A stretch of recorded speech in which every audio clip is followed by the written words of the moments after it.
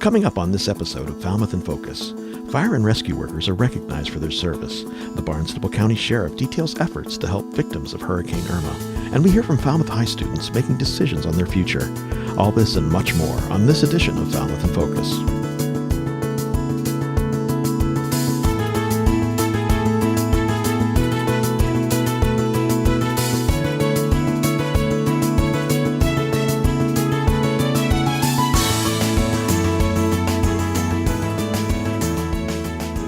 Hello and welcome to Falmouth in Focus, FCTV's current affairs program.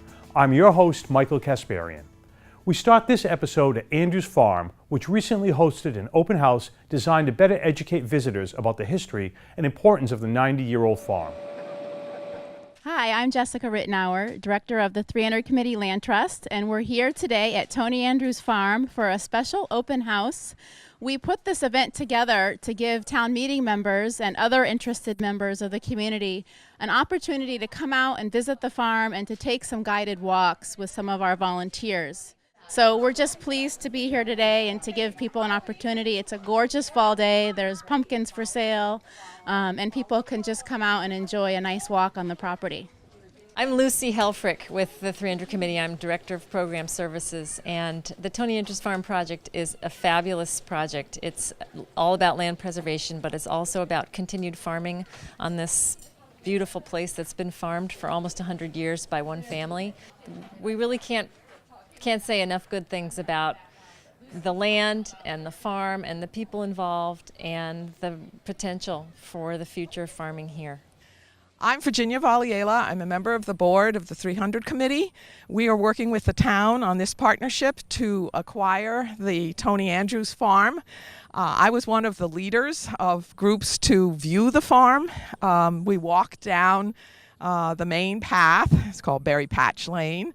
We continued our walk all the way down to the western boundary, which is 6 lots. That are on what's called Pond 14. They have been carved out of the original Andrews land by Tony and Marina Andrews for originally their 6 sons. But none of the lots were ever built on. So the partnership is that those lots will be held by the 300 Committee for passive recreation. There are picnic tables. You can come fish off the platform in Pond 14. And they form a very beautiful landscape that protects the pond. What I see for the future of here is a lot of what exists already. The farm stand, activities in the farm, crops growing, pumpkins, strawberries, pick your own, visitors, people walking through along the river. There's just a huge host of things that can happen here, and people are really banding together behind this project, and there's a lot of really great positive momentum. Thanks to Tony Sedero for bringing us that coverage. Falmouth's Fire Rescue Department works tirelessly to keep the community safe and educate the public on staying prepared in case of emergencies. Each year, the department recognizes the personnel that keeps us safe by holding an awards ceremony, and in this next piece, we take a look inside. My name's Timothy Smith. I'm Deputy Fire Chief with the Falmouth Fire Rescue Department. I've been employed with the fire department since 1987. Specifically, the award and recognition ceremony involves recognizing our personnel that have been involved in maybe a significant event or rescue. We also like to recognize our newer employees, those that have gone to the fire academy, that are there are recruits, and they are newly employed with the department, and we recognize them, and we have a swearing-in portion of the ceremony that goes along with having their families come in and ceremonial badge them. We also may have a promotion within that recognition ceremony, and we also have that individual come and be sworn in as a newly promoted officer, and their family also gets to help do the this badge ceremony where they place the badge on the individual. And you know, we try and give a little bit of background of what the individuals have brought to the department, and you know, we make sure that you know, their work and also their involvement in the department is kind of spoke about a little bit. We also try and recognize civilians that may have done something in the community, and we also recognize them and offer them an award. Because a lot of our rescues that occur or incidents that we respond to, we don't get there right away, and there may be a bystander that can jump in and help out. And we try and recognize their efforts. We also, as I stated, we also recognize our personnel for specific events that they might have been involved with. We try and do it on an annual basis so that we have events or personnel that we wish to recognize over a certain amount of time, so that we can ensure that we have a large gathering and we can kind of ensure that everybody is present all at once, so that we can have a good showing from the community and also from the families that are involved. We like to recognize the efforts, the teamwork, and the professionalism that the personnel show during these incidences, which also helps to allow the community to know what these firefighters are doing on a daily basis, and we want them to also be aware of the work and commitment that these individuals perform every day in the community.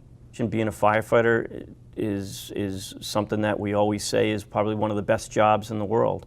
And I speak to people all around the state, locally, throughout the Cape, and we all agree that we all love our jobs and we love coming to work. But there's nothing like being reminded once in a while about how well you represent the community and in the department, and and thank your personnel for the work and the commitment that they share. And we can't thank them enough. Thanks to Jeff Wyman for that story.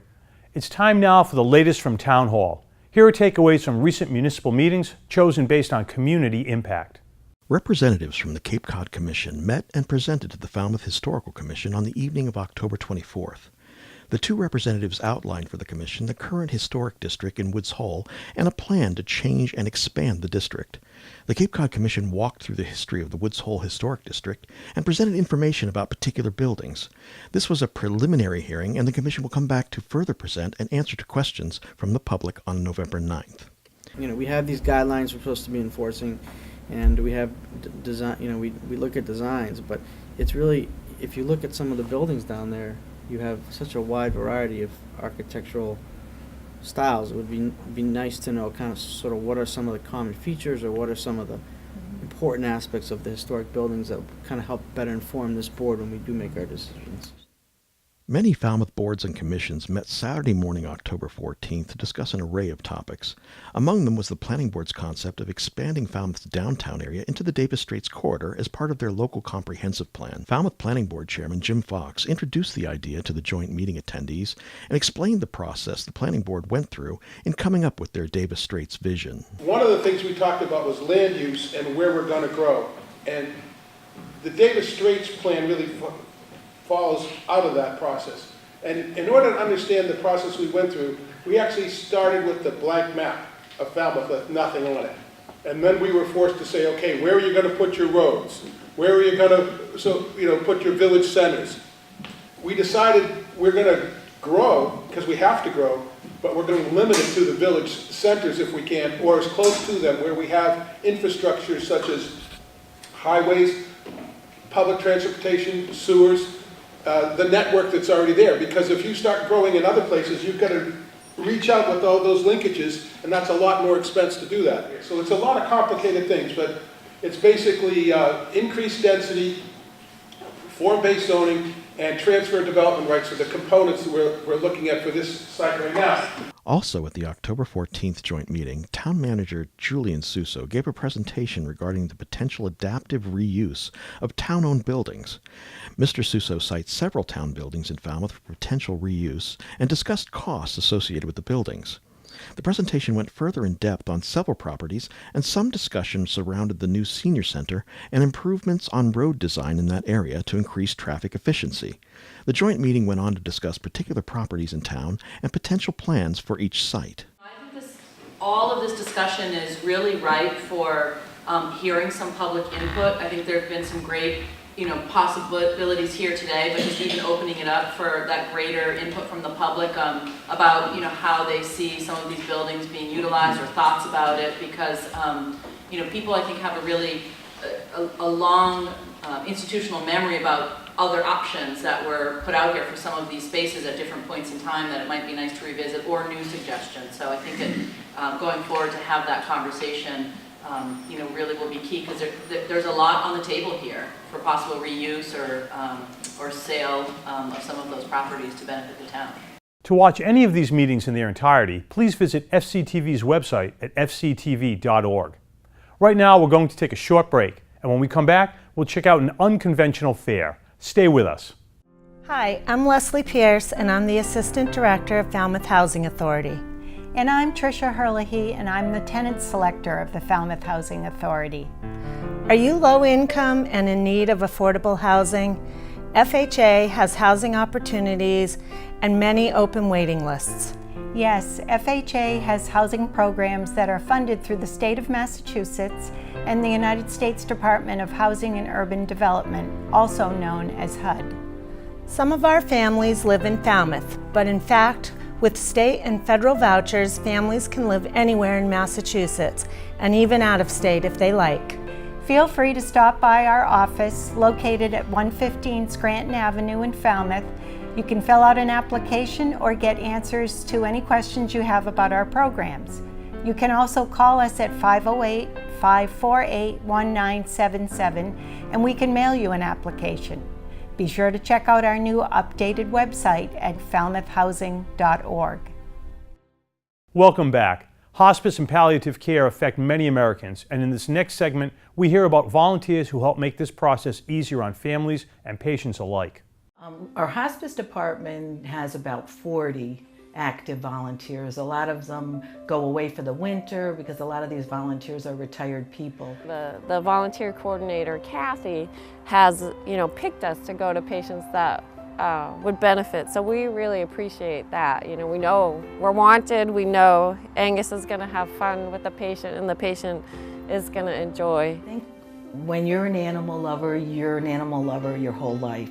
And a lot of these people, are elderly and they haven't been able to have a pet in a while, so they light up. There's something about a little dog coming to visit. And I think there's even studies on what it does to, bring your blood pressure down and calm you. We have volunteers where they can come and sit and give the caregiver a chance to go to the beach, go to the grocery. They can record their stories. This is an amazing opportunity for volunteers. A lot of people ask, why do you do this work? Isn't it sad? Isn't it hard? Isn't it difficult? Don't you grieve? I do grieve. But the reality is, to have the opportunity to companion someone through the end of their life is such a gift to the person who's there. It's so rewarding to feel like, okay, I really made a difference in the life of this person as they were going to the next place. We all have all sorts of emotions and fears and worries and sometimes just comfort and acceptance, but to have someone there to hold your hand, to have someone there just to reassure you, to listen to your story, you get the opportunity to leave your legacy and have somebody to hear that and witness your story. We do Life Story, which is actually a recording. There's like a prompt out, bunch of questions that the volunteer will ask, and then they do it on a little recorder, bring it back to me, and I make a little CD, and we bring it back out to the family. So we do a lot of that. And there's a lot of respite for the caregiver, because really there's a big burden. It's a tough thing. It's a hard part of life, but the caregiver needs it more than they think they do sometimes. Some folks just need a companion. Some folks need a ride to doctor's appointments. They need rides to go and see a family member or to experience something that's going to give them a better quality of life, and having a volunteer available to do that relieves the multidisciplinary team of things that we have a different focus, and so the volunteers can really spend that quality time with a patient. Thanks to Cape Cod Health News for providing us with that piece. South Florida took a heavy hit when Hurricane Irma passed over it last month, leaving many residents there looking for assistance. In response, the Barnstable County Sheriff's Office reached out to police departments throughout the county to begin a donation collection campaign. In this next segment, we speak to Sheriff James Cummings about the initiative. Massachusetts sheriffs meet on a monthly basis, and at our monthly meeting a couple of months ago, the discussion turned to what we could do to help out in Florida. What we decided to do was have our executive director of the Mass Sheriffs Association reach out for the Florida Sheriffs Association and ask the Florida sheriffs which county in Florida had the most need and what did they need. That was done. We got a list from the Florida sheriffs, and each sheriff throughout the Commonwealth did their own local way of collecting items, and as a result of that, we were able to fill 2 51-foot trailers with items that were needed in Florida, and we were fortunate enough to get the Teamsters local unions to use their trailers, and they took the equipment down to Monroe County in Florida, which is actually out in the Keys, and they were filled to the roof. And actually, we had some items. One of the things that were requested were animal cages, dog cages, cat cages, and stuff like that. We had some of those that we couldn't fit into the trailers. A lot of cleaning materials they wanted, water, of course, and you know, things that everyday things, new T-shirts, socks, you know, suntan lotion. You know, things of that nature. Wipes, different kind of cleaning wipes and stuff like that that could be used to help clean up, gloves, stuff like that. So it looked like it was mostly material that would help people get back on their feet, clean up their homes, and you know, get them all ready so that they can do whatever repairs might be necessary and then move back in. This is the first time we really did a statewide effort, and you know, I was fortunate here in the Cape where we had several of our local police departments that served as drop-off points. And then we went out to those police departments, picked up the material that they had collected, and we brought them up to the Plymouth County Sheriff's Department, where we had one of the tractor trailers that we loaded up. As always, the people in the Cape were just great. You know, they were very generous, and we were able to get a good amount of supplies to send down there. I think it was very successful, and you know, it just shows what we can do when we reach out to our fellow sheriffs, in this case Florida, but we could do that in any state, and you know, that way you're sure that you're collecting the right material and it's getting to the people who really need it, which, you know, is the most important thing for us. Thanks to Chris McNeil for that story. The Falmouth Fire Department recently put on the 5th Annual Emergency Preparedness Fair at the Gus Canty Center here in Falmouth. The fair saw dozens of organizations giving information to the public on preparing for and handling various forms of emergency. I'm Kim Strom, and I am the Assistant Emergency Management Director for the town of Falmouth and the Administrative Assistant for the Falmouth Fire Rescue Department. So we're at our 5th Emergency Preparedness and Fire Prevention Fair here at Gus Canty Rec Center, and this is probably the best turnout that we've had. I've seen a lot of families with young children come through, which is awesome because we know that we're getting the information out to all of the families, and you know, if there's an event that comes down the pike, then the families will be far more prepared than they were before they walked through the door here today. One of the reasons for us being here is to help educate the general population on how to be better prepared for not only sheltering in place, but obviously if you need to evacuate or come to the shelters. Falmouth is one of the 6 regional shelters in the Cape and Islands. Our shelter happens to be at the Falmouth High School, which we can actually operate as an independent shelter if we need to. But today's event is a fabulous event because, as Kim says, we get to meet a lot of the young families and a lot of the people in town and try and spread the word on being prepared for both their personal safety, but also their neighborhood and the town in general. So I think it's been a great time here today. So my favorite part is I got a badge, and it was the sheriff one, and I saw some controls, and I saw everything. I went to ambulance, and it was so cool, and I went into a fire truck. So we've been here today having a great time with a whole bunch of kids and adults as well coming up to our booth, and we've just been asking them a bunch of questions, like, for example, with lightning safety, trick question, what's the safest place outside? And the answer is there is no safe place outside. I'm trying to tell everybody when thunder roars, go indoors. Also, just asking some questions about hurricane trivia. What was the last hurricane that hit southern New England? It's actually Hurricane Bob back in 1991. It wasn't Irene, that was a tropical storm. So it's been a long time and we're due. So anyway, it's been a success, and I really enjoyed people being here today.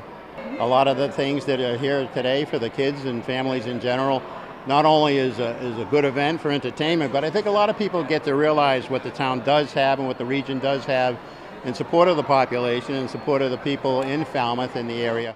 Thanks to Chris McNeil for that coverage.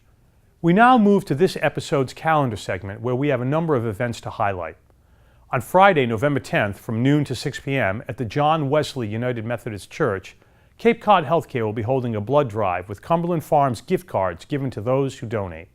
On Wednesday, November 15th at 5 p.m., the Black Cat Tavern will be the venue for History on Tap. Attendees will be able to enjoy fascinating and fun conversation with Heritage Museums and Gardens staff, who will bring interesting objects from the museum's collection to share, seeing pieces of the past that most museum visitors don't get the opportunity to see. On Thursday, November 30th at 6 p.m., Falmouth Academy will screen Truth to Power, sequel to the Academy Award-winning documentary An Inconvenient Truth. The screening will be accompanied by a discussion led by Woods Hole Research Center President and Executive Director Dr. Philip Duffy, and moderated by WCAI Science Editor Heather Goldstone. Lastly, we have Reflections by Robin, an exhibition of Robin Pearson's coastal-inspired mirrors and window art, viewable at the Mesa Gallery here at FCTV throughout November. We're going to take another short break, and when we come back, we'll stop by Falmouth High School. Stay with us. Falmouth Volunteers in Public Schools is searching for dedicated mentors willing to commit an hour a week in order to change the course of a young person's life. The need for youth mentoring is growing rapidly in the U.S. and across the globe. If you take a moment to truly think about what a difference a mentor can make in a child's life and benefits a mentor can have, you may feel empowered to join this movement and become a mentor in the Falmouth Public Schools. As a mentor, you can give a young person the support and encouragement everyone deserves. Please join the movement today. Contact us at mentor@falmouth.k12.ma.us or call 508-548-1621. VIPS will provide training and ongoing guidance. Welcome back. Choosing where to finish their education is one of the hardest decisions a high school student will make, but faculty at Falmouth High School provides resources to aid them in their search. The school recently held a college fair to give students information about prospective colleges. The Guidance Department is very excited to host our 5th annual college fair at Falmouth High School. We have over 130 colleges, specialty schools, and military representatives that are here for all of our students, for our staff. The juniors and seniors will come down first, and then the freshmen and sophomores will follow. And it's a fabulous opportunity for students to talk to representatives, get ideas about schools, get ideas about programs, and opportunities that lie ahead for them. Yeah, it's great to have the college fair here, just to be able to see all the options and be able to speak to representatives and get a better, more personalized idea of what colleges can offer for us. It really saves a lot of time to be able to see the colleges now instead of having to travel them, to have a conversation with somebody who knows about the college and can represent it for us. I think it's a really good experience for all the kinds of students to get an idea for juniors, to kind of remind yourself to keep trying and to do well. And it gives you something to look forward to, but as seniors it's kind of more important to pay attention and try and get your name out there and make sure that people know that you want to go somewhere, I guess.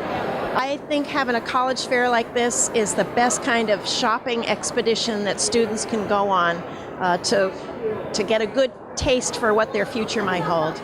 I think there are 140 colleges here today, and the students are going to get to walk around and pick up lots of brochures, but they're going to get to talk to people about what they are interested maybe in doing or becoming, and they're going to know that there's definitely this world beyond high school.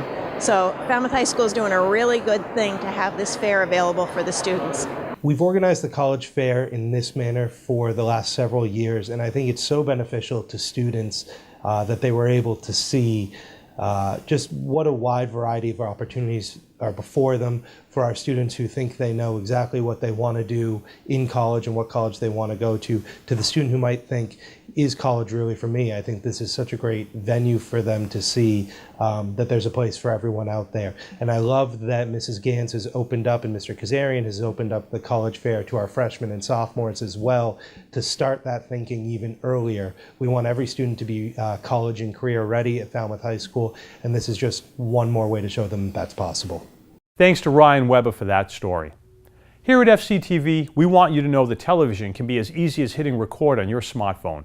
We'd like to invite all Falmouth residents and visitors to share their slice of life with us.